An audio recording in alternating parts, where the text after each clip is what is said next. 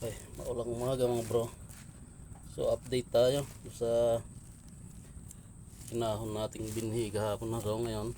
Kasi makikita natin nagumpisa na siyang pumutok.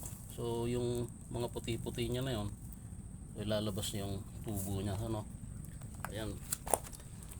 Tama bukas. Pwede na natin siyang dalhin sa bukid para isabog. Ngayon, balik uli natin siya sa pinaglagyan natin para patuloy pa siyang makulob.